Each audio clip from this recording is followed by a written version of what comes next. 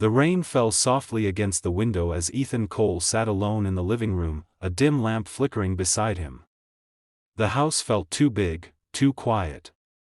His father and stepmother had gone away for the weekend, leaving him and Lena, the woman he still struggled to call his stepsister, under the same roof.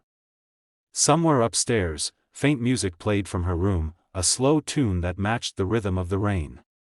Ethan tried to ignore it, focusing on the sound of his coffee cup against the table, but his mind wouldn't settle. Ever since his father's remarriage, the air in this house had felt off. Like two families trying to fit into one skin. He had met Lena just a year ago when their parents got married. She had been polite, kind even, but guarded. Her smiles never lasted long, and her words always seemed to hide something unsaid. Ethan respected that. He knew what it felt like to carry silence like a shield. His own mother had left years ago, and though he never admitted it, her absence had shaped every quiet evening like this one, where loneliness crawled in, uninvited and persistent. He leaned back, closing his eyes. He could hear Lena's footsteps moving lightly across the floor above. There was something rhythmic in her pacing, like she was restless too.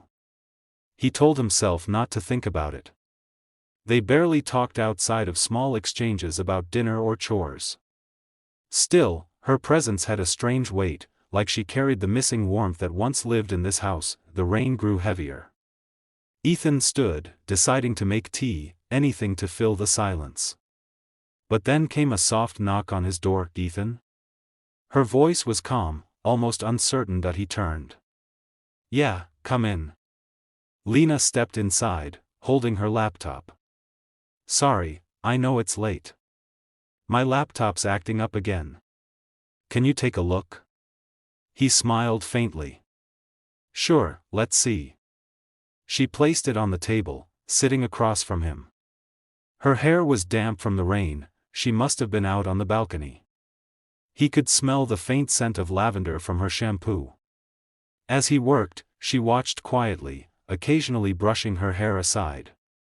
When he fixed the issue, she grinned, and for a moment, she looked lighter, almost carefree. "Thanks. I swear, I'd have smashed this thing if you weren't around," she said with a laugh. He chuckled. "Happy to save your tech life." The laughter lingered longer than either expected. The air between them softened. They began talking, not about family or obligations, but about music, movies, and the lives they had before their parents' marriage. Ethan told her about his college days, his failed job interviews, and how he still hadn't figured out what "settled" really meant. Lena opened up about her ambitions and how she felt like she'd lost herself after moving here. "I thought it would feel like a fresh start," she said, her eyes wandering to the rain outside. "But it just feels like living someone else's life." Ethan nodded. "Yeah. I get that more than you think." The silence that followed wasn't uncomfortable, it was heavy with something unspoken, an understanding neither dared to name. When she finally stood to leave, she gave him a small smile. "Good night, Ethan." "Night, Lena." After she left, Ethan sat back and exhaled. It felt strange, that simple moment of connection. It had been a long time since someone had looked at him that way, with genuine warmth instead of polite distance. He tried to shake the feeling, convincing himself it meant nothing. She was family now, even if not by blood. Still, as he turned off the light, her laughter echoed in his head like a song that refused to end. Later that night, as he climbed the stairs, he paused outside her door. He hadn't meant to stop, his steps had just slowed when he heard a soft sound, Lena's voice, trembling, whispering. Then came the faintest sob. He hesitated, hand half raised, debating whether to knock. The rain drowned out everything else, leaving only her quiet crying behind the door. For a moment, his chest tightened with something that felt like guilt, or maybe protectiveness. He turned away. Some things, he told himself, were better left untouched, but as he walked back to his room, he couldn't shake the thought that something inside that house had shifted tonight. Something fragile, dangerous, and alive. The next morning, the sun broke through the thin curtains, scattering light across the wooden floorboards.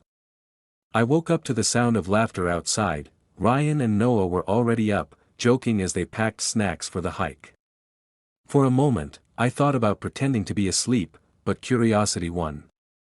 I joined them, still half dreaming of the night before, the firelight, Liam's quiet question, and the look in his eyes that refused to fade. Liam stood by the porch railing, sipping coffee. He looked peaceful, like someone who'd made peace with the world, or was trying to. When he noticed me, he smiled softly.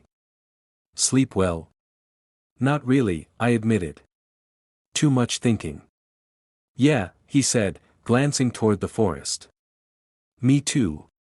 The group decided to hike the ridge behind the cabin. The trail wound through tall pines and damp earth. Ryan led the way, pointing out landmarks from a map he barely glanced at. Emily followed close behind, occasionally snapping pictures for social media. Noah filled the silence with jokes. I stayed near the back, where Liam walked beside me. He didn't talk much, but when he did, it wasn't small talk.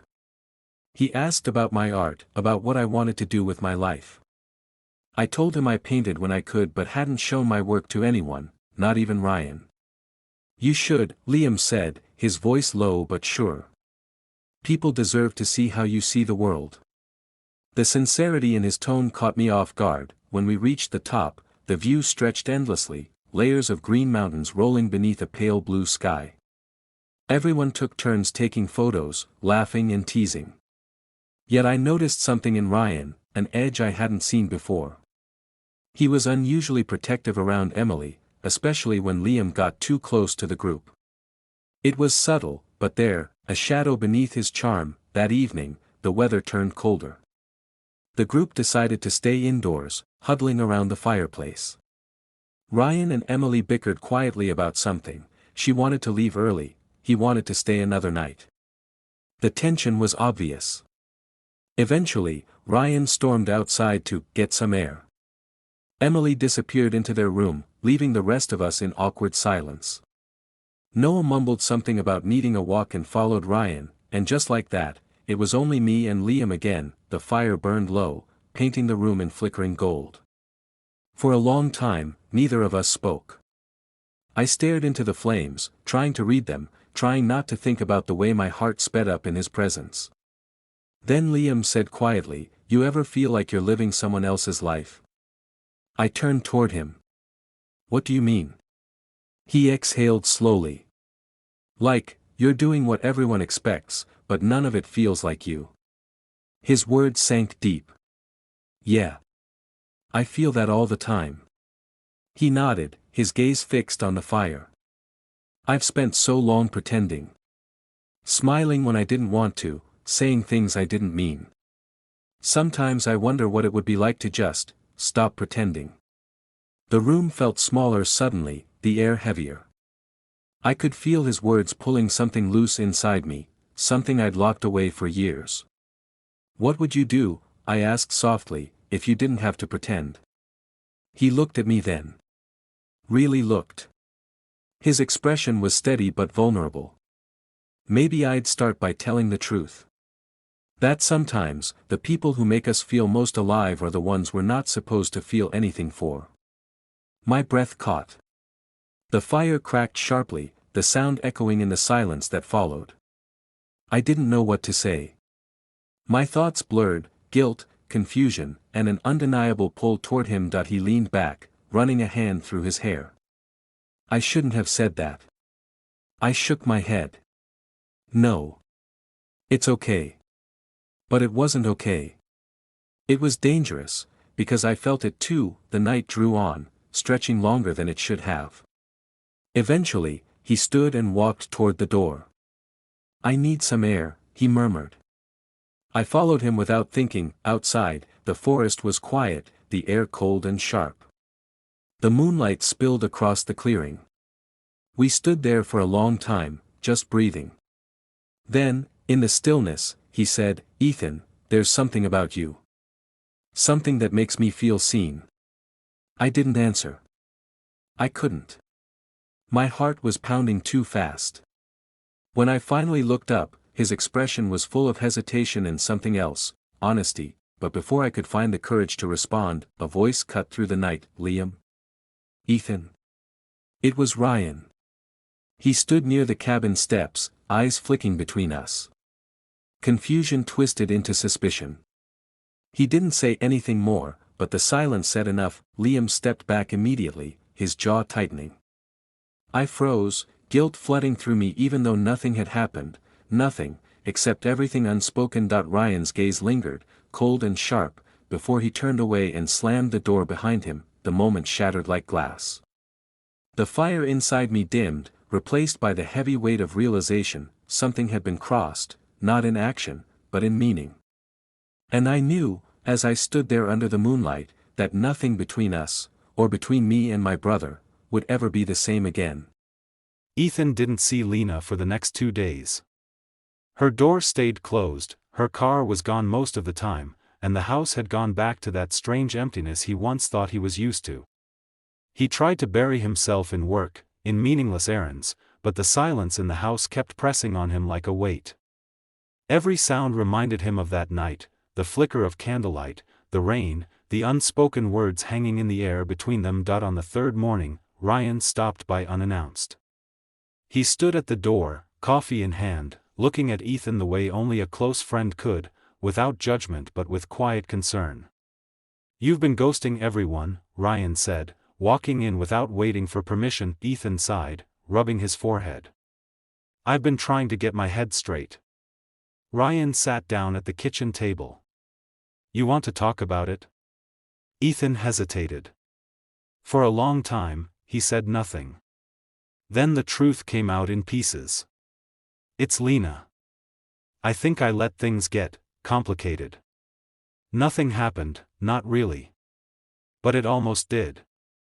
Ryan listened silently, nodding once. "Emotional lines count too, Ethan. You can't control who you connect with, but you can control what you do with that connection." Ethan looked down at his hands. "I know. I just don't know how to fix it." "Start with honesty," Ryan said softly. "Pretending it didn't happen will only make it worse." That night, Ethan decided he would talk to her. Not to apologize for his feelings, but to set them free. When he knocked on her door, there was no answer. The next morning, he heard movement upstairs and climbed the steps, his heart uneasy. The door to her room was half open. Inside, Lena was packing. "You're leaving?" he asked quietly. She looked up, startled, then nodded. "Just for a while. I'm moving in with a friend from work." Ethan stepped closer but kept his distance. "Is this because of what happened?" She paused, her eyes softening. "Partly. I need to get out before this turns into something neither of us can undo." He swallowed hard. "You don't have to run away." "I'm not running," she said. "I'm trying to protect what's left of this family. My mom loves your dad. They deserve a chance to stay happy." Her voice cracked slightly at the end. Ethan wanted to say something, anything, but every word felt too small. "Lena," he began, "I never meant for any of this to happen." "You're right, it wasn't love. It was loneliness pretending to be." She smiled sadly. "That's the truest thing you've ever said." They stood there in silence, the kind that feels like an ending. Then she zipped her bag, slung it over her shoulder, and walked past him. As she reached the doorway, she turned once more. "Ethan, maybe this happened so we'd both learn what not to become." He nodded. Maybe it did. And just like that, she was gone. Weeks passed. Life resumed its quiet rhythm. Ethan helped his father with work, joined Ryan for coffee again, and started writing at night. The words came slowly at first, stories about people who loved the wrong person at the right time, about mistakes that hurt but taught something worth keeping. When his father and stepmother announced they were moving to another city, Ethan helped them pack. He found one of Lena's old notebooks left behind in her room. Inside was a sketch of the house, and beneath it, a single line written in her neat handwriting: "Some places change us, even if we don't stay." He smiled faintly and slipped the notebook into a box. Months later, a postcard arrived in the mail. It was from Lena. There was no return address, just a coastal view and a short message: "We did the right thing. Take care of yourself." Ethan read it twice before setting it on his desk. He stared at it for a long time, feeling a quiet peace he hadn't felt in months. That night, as he sat by the window, rain began to fall again, soft and steady, like the first night everything began. He thought about how close they had come to breaking something sacred, and how, in the end, they had both chosen restraint. That he whispered to himself, "Sometimes betrayal isn't what we do, it's what we almost do when we forget who we are." Outside, the rain kept falling, washing the past clean, one drop at a time.